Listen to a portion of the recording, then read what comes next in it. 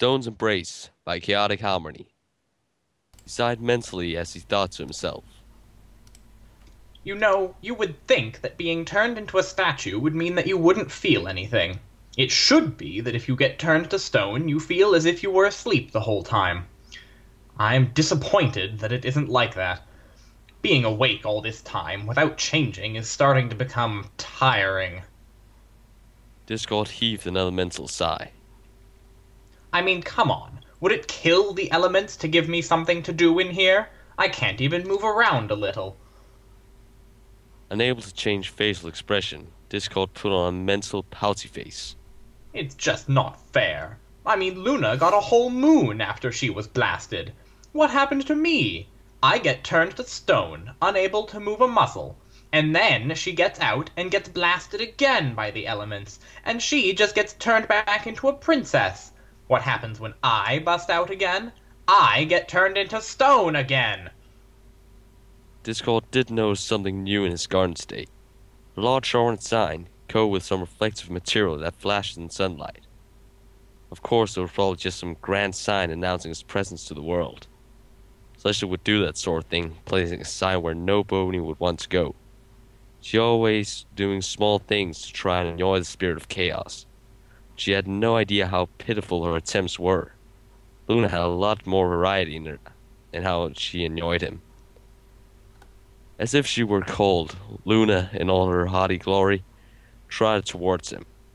There was pity in her voice as she gazed upwards in his eyes. She began to walk around him, looking over his vine-ridden statue. Kept his eyes on her as she studied him in the petrified state. That was a strange thing about being petrified.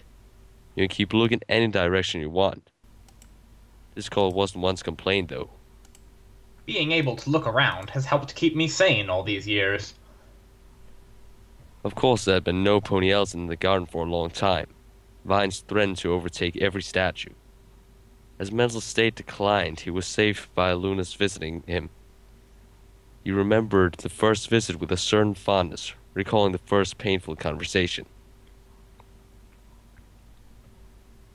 Luna had been snooping around the same garden, looking downtrodden. Discord watched her from his stone prison, wanting to reach out and pour a bit of chocolate milk on her.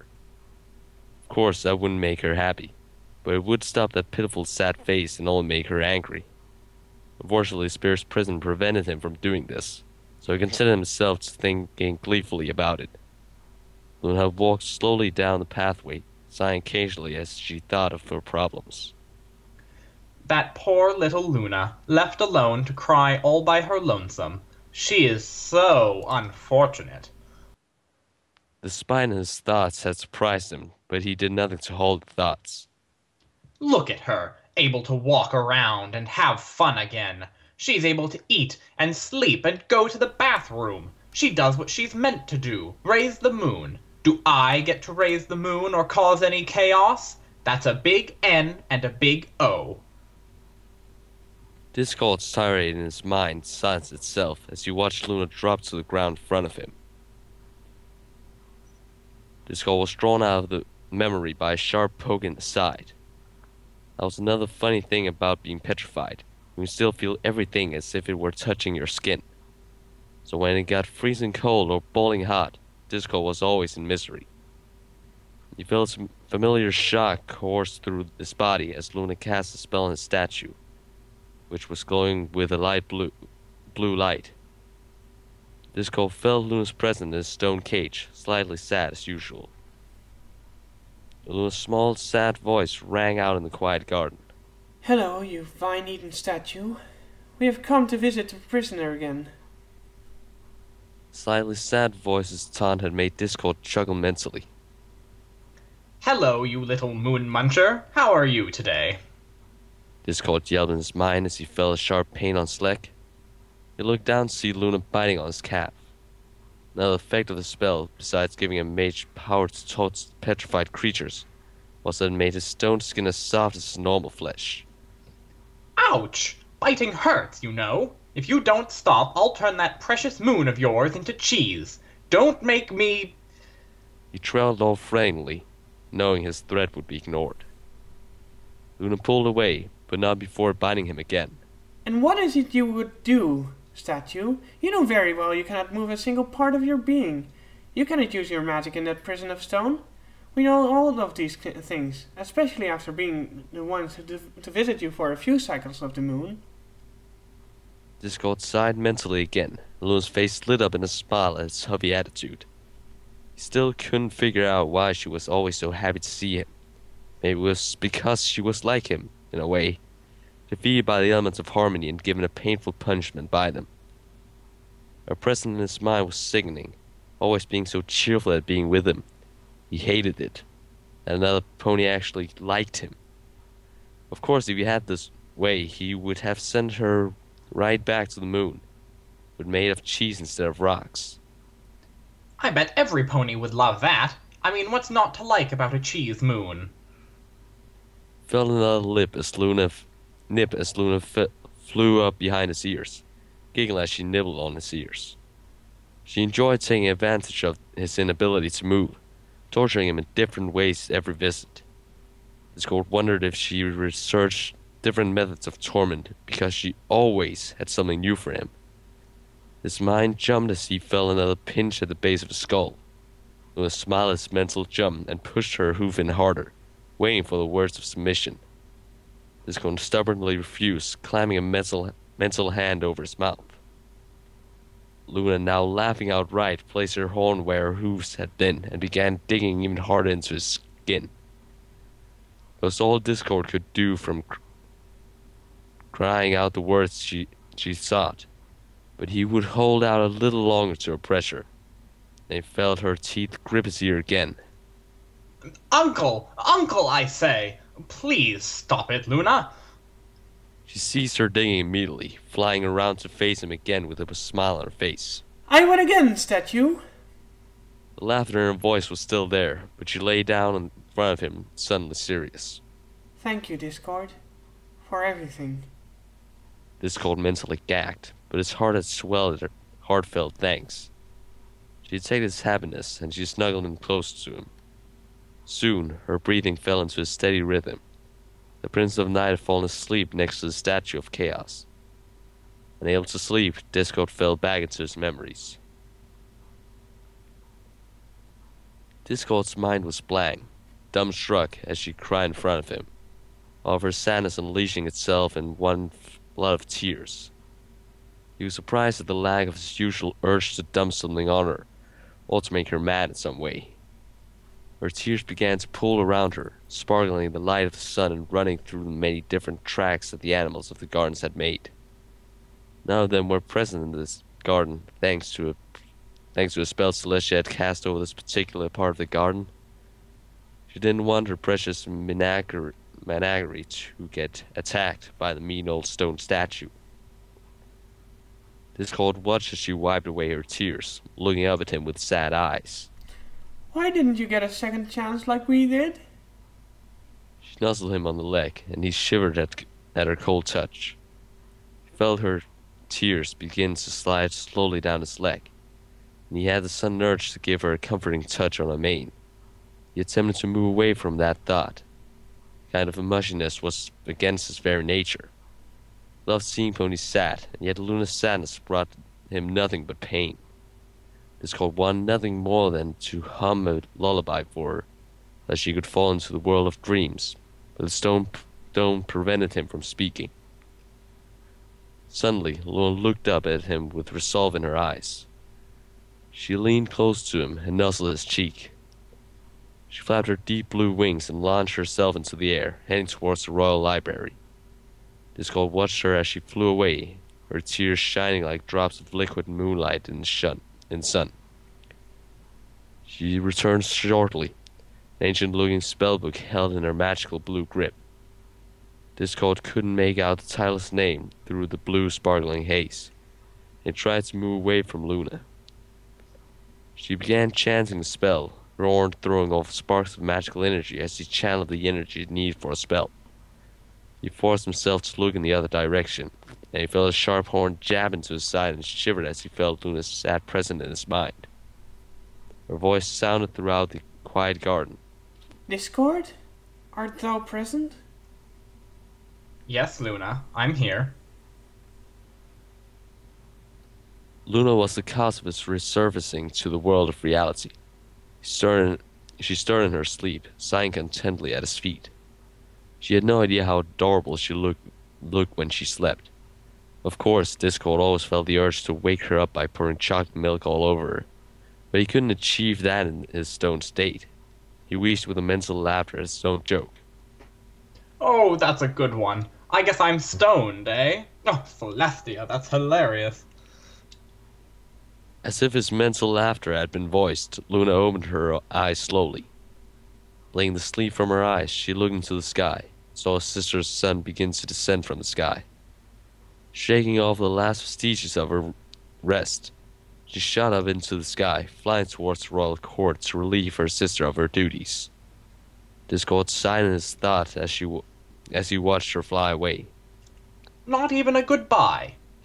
She comes in my garden, tortures me, then goes to sleep under me, and then she flies off without a simple goodbye. I'll get her back for that one day. He lapsed into his normal thoughts of chaos as he devised a way to get back at the rude princess. The night passed quickly, almost as if Luna had tried to speed the moon across the sky to end her duty and hurry back to the garden to torture him again. The sun broke through the darkness and washed over his statue with rays of warmth. He didn't particularly like the way the sisters did everything by timetable, always racing the sun or moon at exactly the same moment every single time. I mean, what pony doesn't like to have a little variety in their lives? He mentally shook his head. It just doesn't make sense to me. He made a mental note to ask Luna today about what she thought of it. He knew Luna didn't always share her older sister's views of the world all the time. She might have a different opinion. Of course, if I had asked Celestia, she would tell me, if we didn't keep our schedules, every pony would be distressed and blah blah blah, or something like that. Discord shook his head inside his stone prison again, sighing its delicious formal attitude. That pony needs to lighten up. Seriously. As day continued, Discord searched for Luna. She had a habit of springing on him suddenly when he had least expected it. She always kept changing, just like her celestial body, changing every day to be something different. Once the sun was directly overhead, Discord grew worried. Luna did say that she would visit every day. I wonder where she could be. Probably off eating bananas with her sister or something. Even though Discord laughed and said he was still eaten with worry. Once the sun dropped a little lower in the sky, Discord could hear stallion voices, calling out to one another. He could also see flashes of orange through the hedges, moving closer and closer to his private part of the garden. The construction ponies rounded the corner that led to his part of the garden, and looked around appraisingly. They nodded and walked into the garden, and Discord noted with shock the wrecking ball they drew between the largest stallions of the group. This looks like the place. The lead stallion said to the others. Let's get wrecking, eh? The faster we do this, the faster we can get back to Donut Joe's for some of those donuts. Sure does, boss. Just remember who's paying this time, eh? One of the other stallions nudged him and laughed. Alright. Enough jokes at my expense. I forgot my wallet one time and you all never let it go. Let's start over here, on that side. This big statue over here creeps me out a little. After the first statue fell, Discord was given a shock as he realized what was happening. Discord used the last of his reserved magic to inscribe words into the stone prison walls, so Luna would discover them as she sought him out. His writing became frantic as he saw the stallions throw the iron ball at the other statues of the clearing, starting at the opposite edge from Discord and moving down the line. Statue after statue was reduced to dust, and the crashing noises were getting ever so closer. The worker ponies took a break, setting down the wrecking ball and walking off to eat sandwiches from tin boxes. Discord's writings became slower and slower as he lost more and more of his magical energy. As the last of it disappeared from his body, he sealed the letter with a final blast of magic, sending a small shockwave across the clearing and knocking dust from the trees in the garden. Discord looked up towards the sky. thinking about his life that he had lived. He recalls times that he had irritated Luna and Celestia to no end, always pouring chocolate milk on them or changing their manes to cotton candy. Of course, they blasted him with their magic after he did those things, but he just chuckled and kept causing the chaos. He never really wanted to be hated. He just hated the strict, on-time attitude of the entire world. No pony ever did things randomly anymore, always following a normal pattern of life, day after day. Now, the only pony he knew that didn't was Pinkie Pie. But even she had a pattern for that blast Pinkie sense, and all her other antics. Of course, she was the pony Discord hated the least, or at least until Luna had come along for her visits. Her sister, Celestial, was a pony that topped the list of most hated ponies in Discord's life. You remember when he had first approached Celestia with his love. He had always thought that he loved her and that she loved him back. When he had first given her those flowers, she looked at him with disgust. All she could see was a monster and a fiend. Well, I was more than that, Celestia. You were the cause of all my pain. He had cursed her name more times than he could count, so much that it had become somewhat boring to insult her now. You saw a monster, so that's what I became. Luna didn't see me as a monster. She saw a misunderstood being. I was given a chance to love again, and now it seems that is being taken away from me as well. Mental tears began springing from his eyes, and his sobs ripped across his mind. He watched as the workers smashed the wrecking ball into the statue next to him, sending chips of stone flying into Discord. He winced mentally as he watched them dust off the ball, now coated white with its use. As they turned to him, he starts to think random thoughts, no doubt a product of anxiety. I wonder if there's cotton candy in the next life. Ooh, and I can't forget about the chocolate milk either, and the tall bunnies, and all the other things that are chaotic. I hope that... His thoughts stopped as a wrecking ball smashed into him, sending his head onto the ground next to the statue's disembodied feet. With the last bout of consciousness, he looked to his side. There, on the ground next to him, was a blue-black feather glistening with dew in the setting sun. He sighed sadly and thought one last thought. Goodbye, my sweet moon. Forever, this time. Epilogue. Drops of Moonlight. Luna wailed over the chunks of rock, her heart feeling as if it had been ripped out and thrown down under the wrecking ball that sat in the corner of that clearing. Smoking and cracked from her magical blast that knocked it away. She sifted her hooves through the dust, sobbing over her friend's remains. She tried to piece the statue back together with magic, but the damage had been done. Or has it? She moved over to where Discord's head lay. She bent her horn down low to it, magic sparkling off of it. She touched the head with her horn gently, hoping against hope to get a response. Discord, art thou present? She asked with a hesitant voice, knowing the answer. She jumped when Discord's strained voice answered her. Dear Luna, or Celestia, if she even cares. No, I am not here. This is just a recording of my last thoughts before I die. I suppose you could call this a will, but I don't think that I have anything to really give away. So call it my last words, if you want. I want to say that I've always regretted not being able to spend more time with you two, knowing that I was always the one off pulling pranks when our nanny was away. I know you probably remember the noise of my yelping when Father spanked me. Knowing you, Celestia, I bet you even have it recorded somewhere around the castle. Well, as these are my last words, I'll direct some to the both of you. To Celestia, I would like to thank you for turning me to stone. Without that, I would never have had the opportunity to experience true love, and that's about all I have to say to you, Miss Snooty. To Luna, I would like to say something heartfelt and gross. I love you. I always have.